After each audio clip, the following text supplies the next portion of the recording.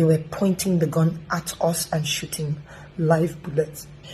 These are some of the shells we picked. After the Lekki toll gate massacre, a lot of things have been going on in Lagos. Lagos has been boiling, and the leaders in Lagos, they don't want to take responsibility for their actions. Bola Tinubu has disappeared, even the son is at large, and COVID-19 palliative discovered in different warehouses across the country. Hi guys, you're watching Chiki series. If you're a returning subscriber, thank you for your support. I quite appreciate that. And if you're new to this channel, thank you for clicking on this video. Make yourself comfortable as we get right into this depressing gist as well for today. So guys, after the Lekki toll gate massacre, Tinubu is nowhere to be found, even as his businesses are being burned down by the hoodlums, by the looters. He's nowhere to be found. There has been several viral videos being circulated all over social media. There was one, somebody said that he was found in Paris. They showed the video of a man, and I don't know whether it's in front of the hotel, and Nigerians were booing him, ole, ole. But when you look closely, you know that that man is not Tinubu. Tinubu is a bit darker. The man is just chocolate. Then the police hanging around there, we are all in yellow jacket that bears Metropolitan Police, which shows that happened in the UK. And the number plate of that police van does not bear French registration number. And there is another old video of Obasanjo, which is going viral at the moment. People take it to be Tinubu trying to leave Nigeria. And in all honesty, that video is also a fake video. So at the end of the day, nobody seems to know where Bola Tinubu is, in as much as his spokesperson denied him traveling abroad.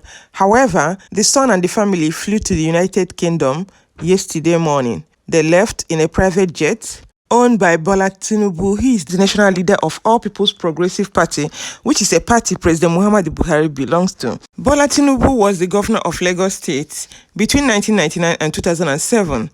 So when I look at these people, the only thing I could see is greed, selfishness, because they want to amass wealth and they're never satisfied. Where do they stash this money? They're never satisfied of money. They amass money for the 10th generation in future. And these people, the children, they waste the money as well. Just look at Tinubu's child has already flown to UK for refuge. Then people in Nigeria that are being killed, nobody is talking for them. They believe that they can die and they don't care. They don't owe anybody anything. But at the end of the day, the blood of these innocent people will judge all of them. I just listened to Lagos State Governor, his speech, and he was just blabbing, talking bullshit, saying that he cannot say that anybody died. Meanwhile, some victims have been recounting their stories, and we saw the evidence of the video all over the internet. Yet he's still living in denial. He has not come out to accept responsibilities for his actions, because nobody can tell me that he doesn't know what happened. Thank you for joining us in the struggle at the toll gate. I just want to clear a few things that I've been seeing online. To our leaders, I urge you, please, do not insult the intelligence of Nigerians. Yes, there were soldiers there. Another part that people are not really talking about, the police also came. The SARS people were talking about, they also came. We were tear gassed. And the only thing we fought with was our flags. We would sit on the floor and raise our hands up, waving our flags and singing the national anthem. That's all we had. They shot that boy on my back. We were running around and picking their shells too because we wanted proof. These are some of the shells we picked. The military, they were there on Nigerian soil, killing Nigerian citizens. They were pointing the gun at us and shooting live bullets. We carried dead bodies and dropped at the feet of the soldiers so that they could see what they did to us. When I asked the unit commander or something, why are you killing us? I wish we didn't do that. I wish we kept the bodies, because they ended up throwing the bodies in their van. And Tinubu, being the godfather, being the national leader of APC in Lagos State, he also is aware of what is happening. They can lie from here till thy kingdom come. We knew what transpired because the evidences are littered all over the internet. For now, I don't know where he is. All the videos being circulated on the internet, they seem not to be the true picture of what is happening. Even the one they showed about the son being beaten on London Street, the video is fake because that happened sometime last year. And when you look closely at the flag, that is not Nigerian flag. It's a flag of one of these African countries. But at the end of the day, the impunity of Nigerian leaders is very, very alarming. The impunity in the system is way too much because Tinubu and his cohort believe that they are above the law, that they are untouchable. There was one time people who wrote petition to EFCC demanding that Tinubu should be probed because they are alleged that 2 billion van drove into Tinubu's house, ferried large sum of money on the eve of 2019 presidential election. And when he was interviewed on Channels Television, he was asked if bullion van ferried money or ballot. And the APC national chairman, what he could say is that whether it's money or government money, he doesn't work for government. And even if he has money to spend in his premise, what is people's headache? So tell me, these are the people that we call leaders, people that cannot even account. They're not accountable to anybody. They believe that they are larger than life. I can't imagine President Muhammadu Buhari giving a speech in this heated period, in this time that everybody is angry. He didn't even talk about people that lost their lives at Lekki Toll Gate massacre. He pretended as if nothing happened. And the only thing I could hear is him telling the protesters to take advantage of the well thought out initiative of his administration, which is very obvious that it is not working because most graduates are roaming the street. So many people that graduated from school, they don't have job. You have a lot of young graduates roaming the street of Nigeria with nothing to do. Some people are doctors, but they don't find hospital where they will work. The last time I heard the Minister of Health speak, he was telling the doctors to find something they would do, even if it means tailoring. He received a lot of backlash from Nigerians. Just imagine a minister speaking like that. You don't think there is need for you to find solution to the problem of young graduates in Nigeria? We have a lot of talents wasting in Nigeria simply because the leaders do not want young people to thrive, do not want to create jobs for young people. They don't want to build industries. They're only busy engaging in what profits them and their family. They don't think about any young people. They don't want to invest in young people, which is very sad, so disheartening and sickening. And he went further to say that those people who want to do otherwise, undermining national security and the law and order situation, therefore no circumstances will he tolerate that. Really? This is what a president of a country is saying to his citizens. If you cannot tolerate it, you simply resign. I've never heard in the history of Nigeria where a leader resigns because he's not competent, because he's not doing his job very well. In Western world, when people revolt like this and the leader sees that this is what he cannot do, he will honorably resign and respect the law. But in Nigeria, the laws are not functional. The judiciary system is in shambles and they leave it like that because it's benefiting them.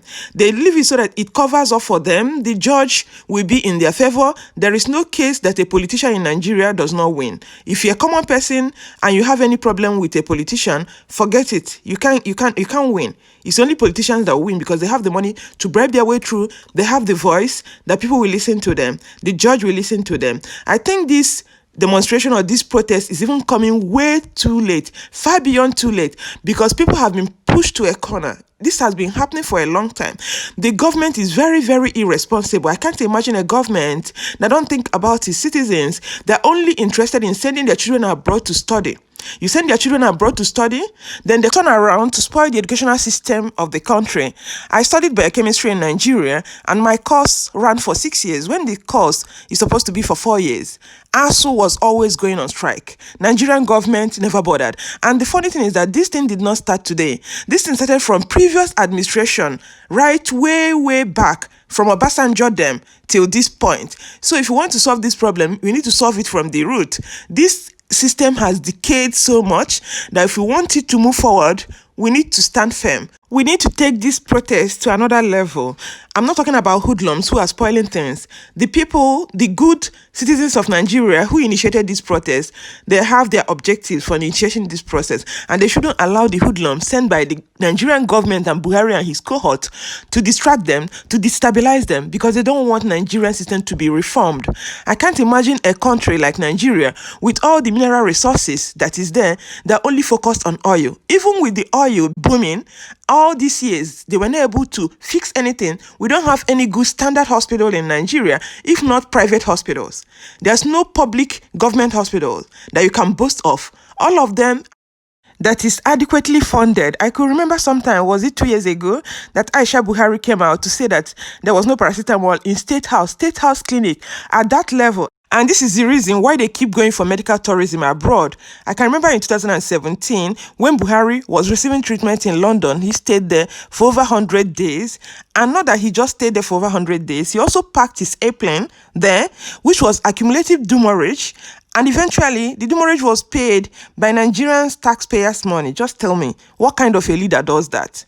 At that presidency level, they don't have paracetamol. Think of what will happen to local hospitals, like health centers across the communities, across the villages in Nigeria. Just think about it. And yet, people are complaining that youths have taken to the street. The youth actually kept quiet for so long. This protest is long overdue. And that is the reason why the leaders, they believe that Nigerians are stupid.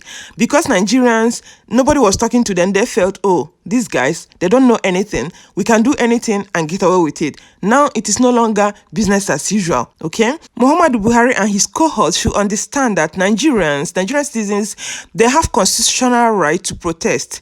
It is their human rights to protest, to call anything out when things are not going accordingly, when they are going against what they promised the citizens. So they should get it into their heads, and if they think that by using force or by using military that they will solve the problem, it does not solve any problem. Violence does not solve any problem. The earlier they listen to you, the better for them.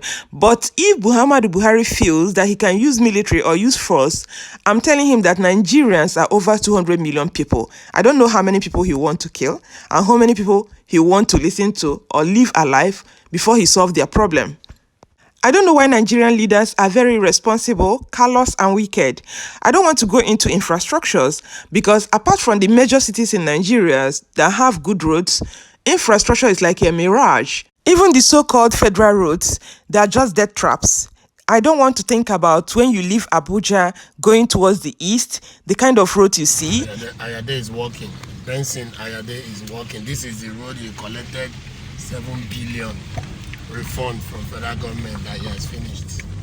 That is the popular Calabar roads, even federal roads, connecting Anambra to Enugu, connecting Abuja to Onitsha. Some of those roads, you can't run on them. They're already dilapidated. They're death traps. If you are running on them during rainy season, you are on your own, because if anything happens, nobody cares. Nobody bats an eyelid. Nobody cares about you, and there's no good hospital to take you to. Nigerian leaders are so wicked that during this pandemic, people sent in donations, they sent in money to Nigeria to buy food because they know that people will be hungry. They bought all this food, they stored them in a warehouse. They didn't want to share them. So during this protest, people now stumbled on the warehouse where they packed them. And look at what happened. You have a lot of food, people are dying of hunger. To show you how wicked Nigerian leaders are. Our food plenty there, oh. Plenty. Food plenty. Our food plenty for there. A warehouse of 600 feet by 600 feet, full of COVID-19 products, was discovered today. Look at people struggling to pass. Probably they left it so that during the election they can use it to bribe people for vote, because Nigeria electoral system is whack. That one is a story for another day, and that's the reason why your vote will never count. You keep voting and voting. After they rig election, impose themselves on people. Then Nigerians will look around and say, okay, we don't want to shed blood, we don't want to protest, let the sleeping dog lie. And the same people will be recycling themselves all over and all over again. Honestly, if nothing serious is done, if people don't change this mentality of greed, of worshipping money, quick fix that we give to things, Nigeria is heading to doom. And Nigeria is heading to that level where it's becoming a failed state. So something imminent has to be done to save Nigeria. So guys, let me know what you think about what is happening in Nigeria. Leave your thoughts in the comment section below. Let's educate ourselves. God bless Nigerian citizens. God bless the good citizens of Nigeria. God bless Nigeria. I'm gonna sign off here. Stay healthy and safe. Remember to share this video with family and friends, and subscribe to my channel if you've not done already. And I'm gonna catch you guys in my next video. Bye. And remain blessed.